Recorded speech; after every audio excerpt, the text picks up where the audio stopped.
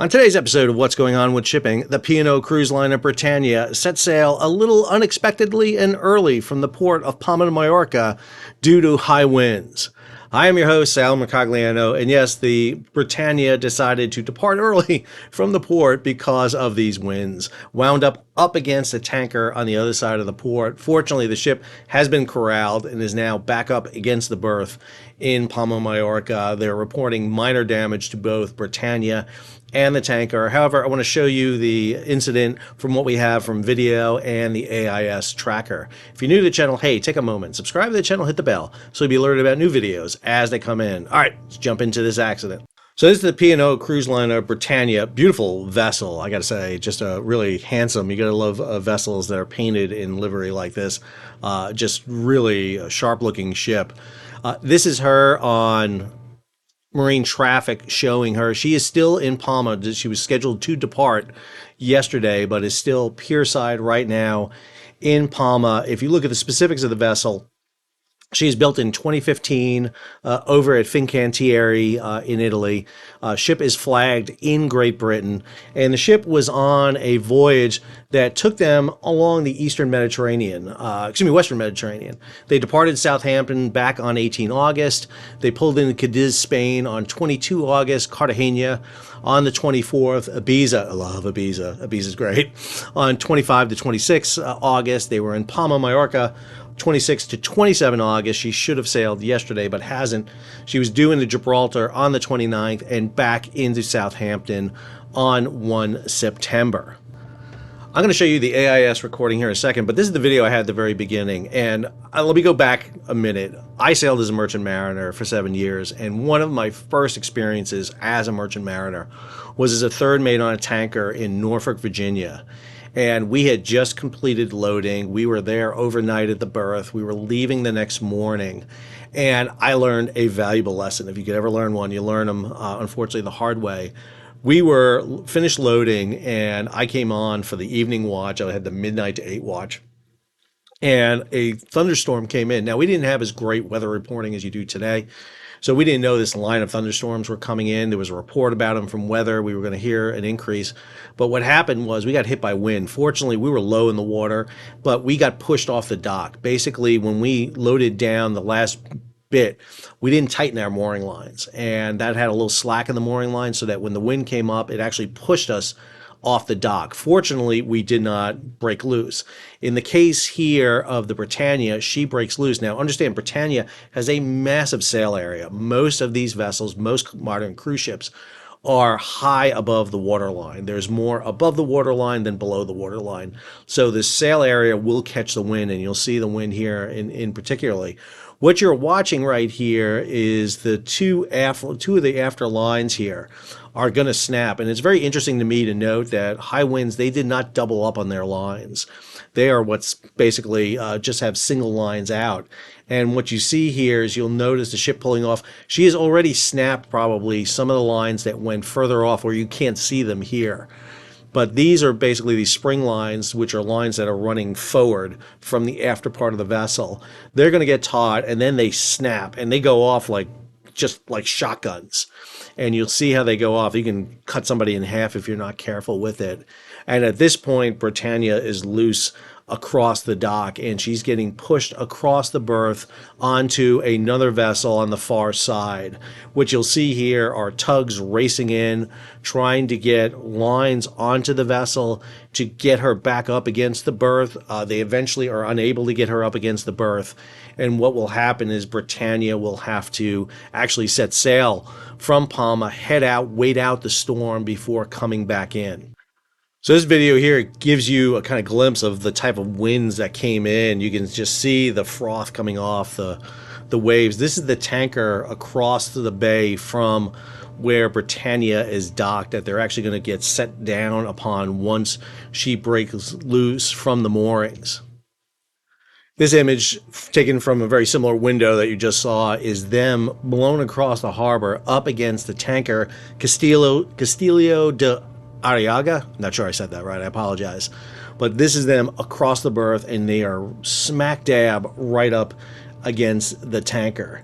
This is the tanker in question, and this is the image you have of that Britannia up against the tanker. Just a huge, huge ship coming against it. What's interesting to note is that the tanker sailed from Palma de Mallorca today, so obviously no serious damage to it. Actually, I would think that the tanker would do more damage to Britannia. The tanker is a little more tougher built than a cruise ship. Cruise ship is a lot of aluminum, will bend a lot more than the steel here.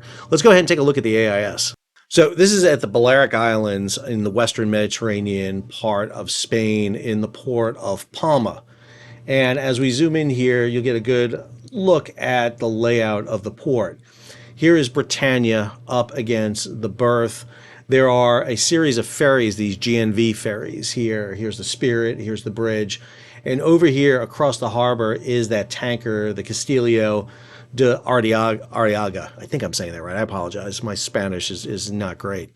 What I want to show you is a couple of things. Here first is the weather, what they're showing. So the weather is coming out of the northwest. So it's coming from the northwest. It's blowing this way up against the starboard side of the Britannia. You'll see right here, they're showing about 20 knot headwinds at the time of a direction of 340 degrees. The swell is about 2.5 meters every 7.6 seconds, and waves are about 0.2 meters coming in. So this is the motion. And there's a couple of things that really hasn't been reported. I'm going to go ahead and let this play. You'll see some movement in around the harbor. But one of the things that's really interesting is that when the weather hits, you have this normal movement. So right here, you're watching the GNV Spirit coming off the berth. You can see the pilot boat, pilot number 3 here.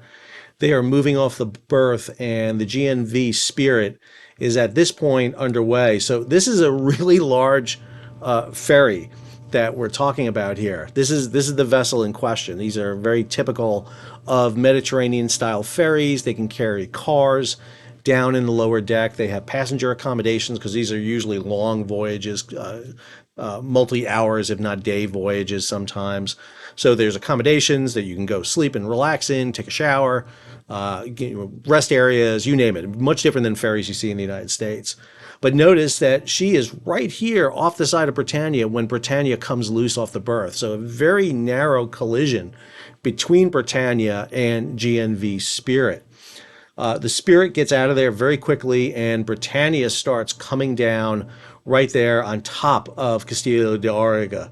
You see the pilot boat come back, so they're bringing a pilot back on board. So obviously they're trying to get a pilot onto the vessel to try to get some control of the vessel. Now, it's not clear whether or not the ship had gotten propulsion up. Was their main engines back up online? Did they have their thrusters? But even with this big of a wind, again, you're seeing a wind here of over 20 knots and probably more than that based on the video we're seeing. You're probably seeing gusts of probably 40, 50 knots at this point. It's going to be really hard to get her. You see tugs coming in right here, trying to get her off the berth. They get her off the tanker mid-channel. Now they're going to try to put her back onto her berth at this point, but they're fighting the wind, and the wind is just pushing them back off the berth. Every time they start getting close, they just cannot get close enough to get it in. And even if they do, they would have a hard time getting the lines on. So the decision is made to take Britannia underway and outside the harbor and ride out the wind until they can get a better situation here. So Britannia will sit outside the harbor here, waiting and assessing the situation until they can bring the vessel back in. At this point, they're obviously assessing damage on board the vessel. They're going to want to make sure that they're not taking any water, which is unlikely, but more than likely you have damage above the waterline on those cabins and balconies along that side. They'll want to get a head count of who's on board. Obviously, they set sail and left people on the dock, so they need to make sure that they can go ahead and get those people back. And at the same time, they're going to have to get out new mooring lines and make sure they have sufficient mooring lines to be able to come back in. There's also a debate here where they go back on berth, Will they go back onto the berth as they're expected, or will they take a different berth? Here you just saw the G&V bridge come out. Their AIS was a little off, probably because of the storm. Kind of looked like they went across the pier there, but that's what AIS does sometimes. But they're going to go ahead and bring Britannia back in here at this point. So here's Britannia coming back in. This is at 1400 UTC time, 27 August. Here she is coming in. They're not going to put her in that same berth, and instead they're going to put her at a different berth. Smarter move, because this berth will put the wind pushing against the vessel instead of having to fight the vessel, fighting the wind and hold her on. This situation, this berth right here, is actually pushing her up against the berth while they're still dealing with high winds at this point. So that event happened about 0800 UTC time. They were back on the berth by 1500. So a brief 7-hour voyage that they did not expect to happen. Obviously, the ship is behind schedule now. It was scheduled to depart yesterday to head to Gibraltar. Not exactly clear if they'll get their port stay in Gibraltar. They are assessing damage right now on the vessel to ascertain whether or not it can continue the voyage. The BBC reported that gusts were up to about 75 miles an hour. According to passengers on board, the ship's master came on, reported some structural damage to deck 5, but there's no problem on the ship. There's some scrapes and bumps and one or more of the lifeboats that project from the ship. That's the issue more than anything that's going to halt them from going to ascertain whether or not their lifeboat capacity and their lifeboats are undamaged. If they are, then they're going to have to reassess, either replace lifeboats or diminish the number of people on board to get them over. There was a report of Mallorca about 80 different incidences involving ships breaking loose or issues with weather in and around the port, but that is a situation that happens.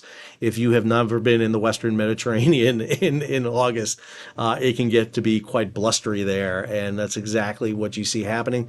The biggest thing is nothing but rave comments on the professionalism of the P&O crew on board Britannia. They handled the situation. They got the vessel out of extremis. They went to sea, rode out the storm, and then were able to come back in with sufficient tugs so that they did not further undertake damage. There will be an investigation, questions about were there sufficient mooring lines out to prevent this, why there weren't tugs on station to help keep the vessel up against the berth if there was doubt about this. There was a lot of things that could have been done to mitigate the ship breaking loose in the first point. That's going to be something that's going to be undertaken by the Spanish authorities, P&O, and the United Kingdom, because this is a British registered ship. Hope you enjoyed today's video. If you did, hey, take a moment, subscribe to the channel, hit the bell so you'll be alerted about new videos as they come out. Leave a comment, share it across social media, and if you can, support the page. How do you do that? Hit that super thanks button down below, or head on over to Patreon and become a monthly or yearly subscriber. Until our next video, this is Sal, signing off.